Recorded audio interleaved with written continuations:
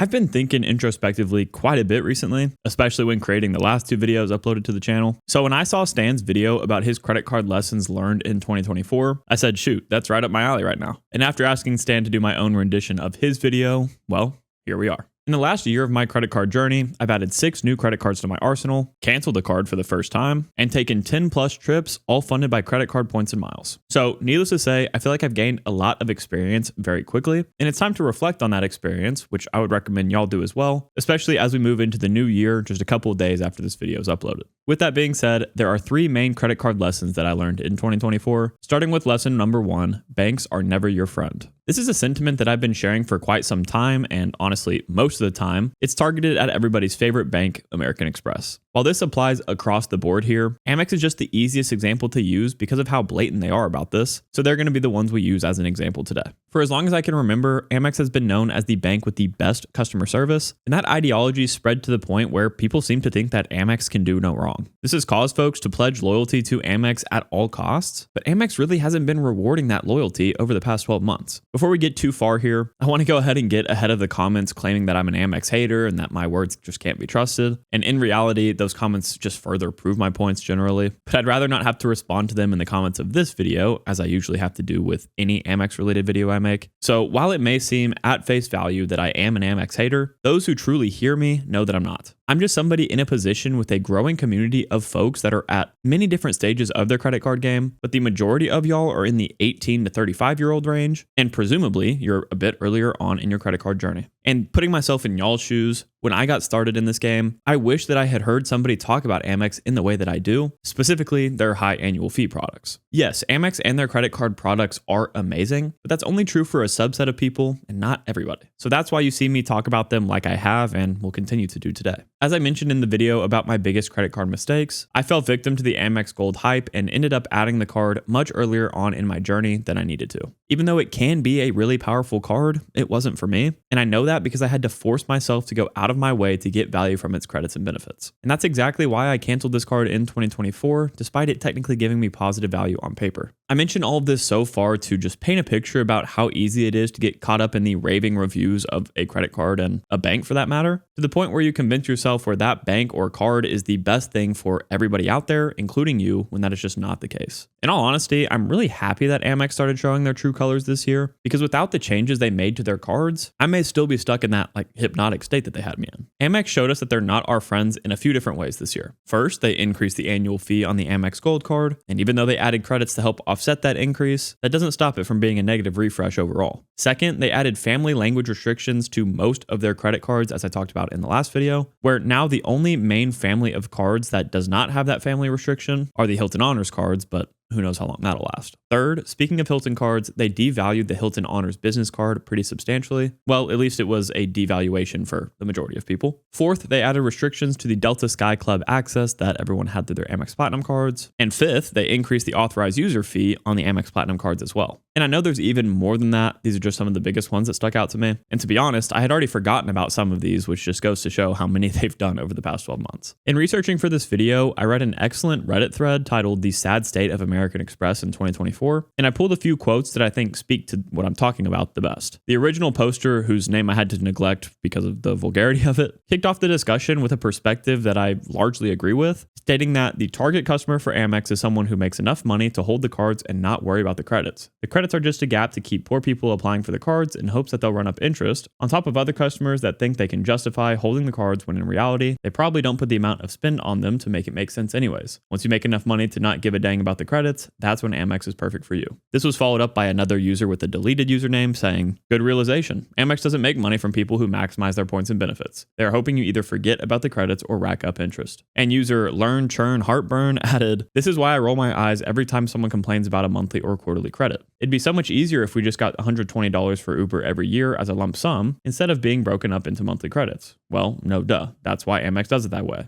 They want you to forget about it. Overall, the consensus is pretty clear here. Amex is likely not for you. While in the past it may have been easy to ignore this fact, Amex made it abundantly clear with the changes they made to their cards in 2024. But to be honest though, I really don't blame them for doing so. They have a very specific demographic of people that they're trying to reach with their products, and they're pushing the rest of us out, and that's completely fine. It's just important that as consumers, we tear down these veils in front of us and only consider getting cards that actually make sense for our situation. If a card will give you positive value naturally, meaning that you would have gotten value from the perks before getting the card, then it's worth considering. But if that's not the case and you only care to get this card because someone online told you to, it may be time to reevaluate. These banks are only here for one purpose only, to make money. We cannot get that twisted. No bank is your friend, they're a business, so treat them as such. And if you want to win against them, you're obviously going to need strategy. And that's where lesson number 2 comes in for me. Welcome offers are everything. For those that don't know my backstory, I got into the credit card game in 2020 when I applied for the Chase Freedom Student and was a sophomore in college. Back then, I did not know what I was fully getting myself into here, and my only real goal with getting a credit card was to start building some credit history so down the line I could have the best rates for the loans that I needed to get. With that being my strategy, I only applied for one credit card over the next 12 months, that being the Chase Freedom Unlimited, because I wanted to graduate away from a student branded credit card.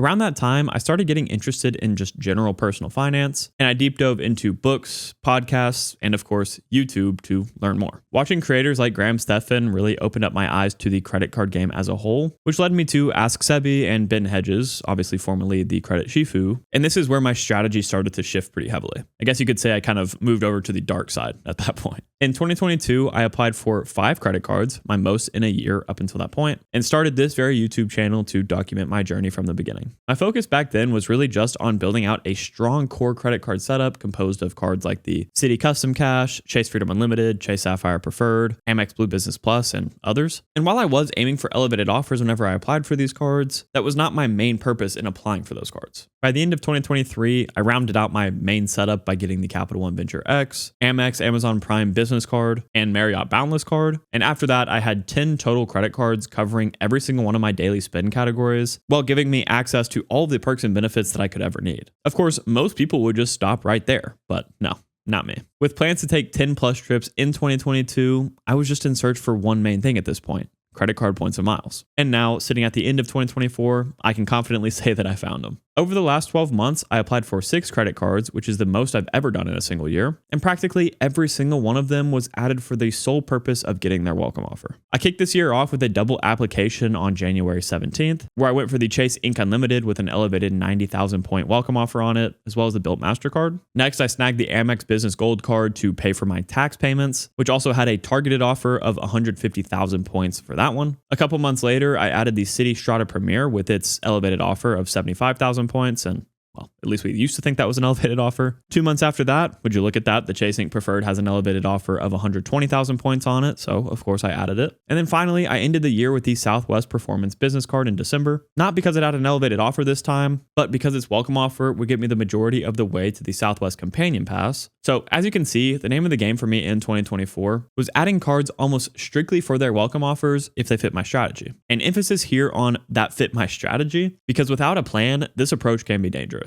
When I say welcome offers are everything, that does not mean that's true for everybody. Let's remember that a lot of us in this credit card hobby are, well, weirdos. Profitable weirdos, but weirdos nonetheless. I don't know about you, but I've never met anybody my age, I guess in the wild, who has anywhere near as many credit cards as I do. Most people are just trying to get there first. And everybody in my personal life seems to only care about getting a credit card to help build their credit score and just earn some kind of rewards. They're not interested at all in doing the same strategy that I do, and I think that's a good thing. In all honesty, I think the majority of credit card users should only ever hold maybe a couple of cards, because that's enough to manage mentally and still get the value that you want from the credit card game. Heck, honestly, I thought that was going to be the path that I followed whenever I got my first credit card, but it's funny to see how things change. When I first started diving into this hobby, I was just a college kid working as many jobs as possible to help pay for my tuition, so I never had enough money to travel in the ways that I wanted to. But with the personal finance knowledge that I had, I realized that there was one way I could live the life that I wanted without changing any of my earning or spending habits. Credit cards, of course. Instead of using a debit card to pay for everything like I was and earning absolutely nothing, I could just use credit cards to earn rewards and eventually travel for free. But there was one main issue that I was facing, that being that I don't spend enough on my credit cards to earn enough points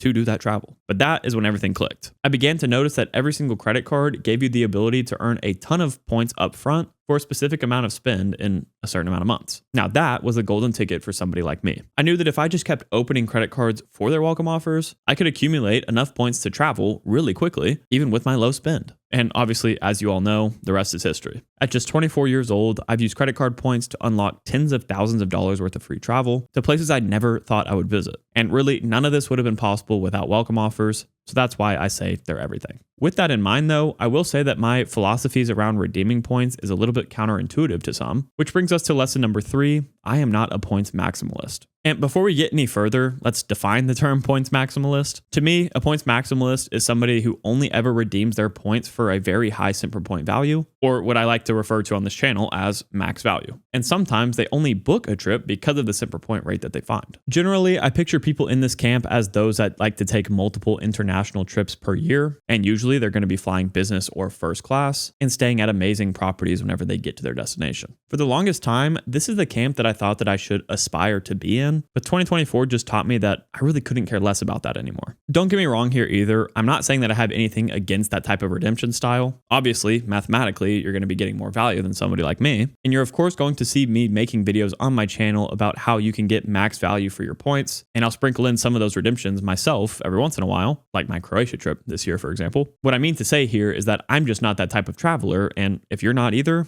that's okay. Honestly, I think that's a really big reason as to why I'm able to connect with so many of y'all in my audience. I'm the type of person that likes to travel domestically, and I'm completely okay with doing that in economy. All I really care about is getting to my destination and staying for as close to free as possible. If that means I only get a 1.5 cent per point valuation with my Chase Sapphire Reserve through the Chase portal, rather than a 5+ cent per point ANA the room redemption to Japan, so be it. As y'all have likely heard me talk about if you've watched any of my videos so far, the Chase Sapphire Reserve has been my favorite credit card in 2024, and that's really all because of the 50% points boost it gives me through the Chase portal. I use that perk so frequently that it actually became my #1 option for booking domestic flights and most domestic hotels outside of Hyatt. And yes, I'm only earning 1.5 cent per point for those redemptions, but to me, that is much better than not booking the trip at all. Also, whenever you start to deep dive into the topic of average cent per point valuations for the domestic airlines and hotel chains in the US, you'll quickly realize how hard it is to actually find redemption rates that are better than what the Chase Sapphire Reserve gives you. For example, if you wanted to book a United flight, booking directly, you might get 1.2 cents per point on average. And on the hotel side, if you're booking an IHG property, you're only going to get about half a cent per point. But by booking through the Chase portal instead, you could massively decrease the number of points that you need to make that trip happen. And that's why I love it so much. Now, I know there's always going to be somebody in my comments trying to dismantle my logic around this point, and I do welcome that. I welcome constructive criticism. That's really important if it's done correctly. But the one fact that nobody can argue with is that this is the simplest approach to getting a respectable redemption rate for your domestic trips, and I know that from experience. Funny enough, one of Stan's lesson learned in his video is that simplicity should be the end goal for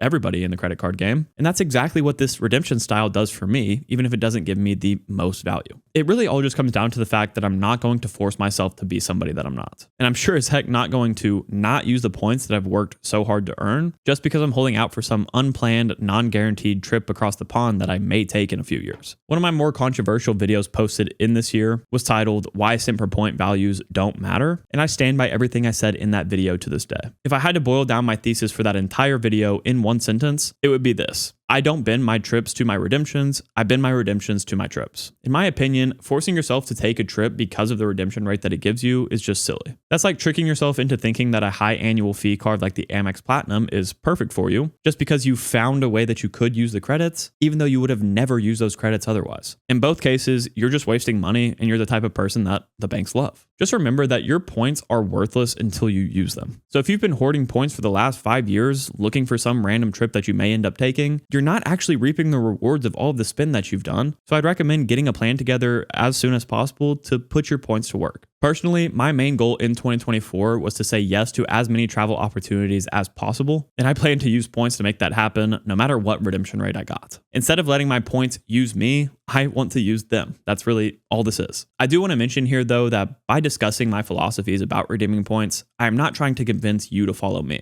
Don't forget, I've opened 16 credit cards at 24 years old, and I continue to apply for a new one every 3 months or so for its welcome offer. But if you're someone that just wants to hold a couple of cards and you're only earning a few thousand points every year, it may make a ton of sense to hold on to your points for a few years until you can make that one big redemption that you've wanted to. Everyone's goals in the credit card game are going to be different, and there's no one best way to go about it. But at the end of the day, whether you're getting 1 cent per point, 10 cents per point, or something in between, we're all successful in using our points to better our lives in some way, which is the ultimate goal. As I mentioned at the beginning of this video, I think it's extremely important for all of us to reflect on the past year and just see what lessons we learned, since that's where the most growth is going to happen. And now that I've done that for myself, I'm more excited than ever for the next year in the credit card game. And if you want to see my predictions for what the credit card world is going to present us in 2025, click into this video next. As always, Odin and I both want to say thank you guys so much for watching this video. If you did enjoy it, please consider leaving a like and subscribing to the channel, and we'll catch you guys next time.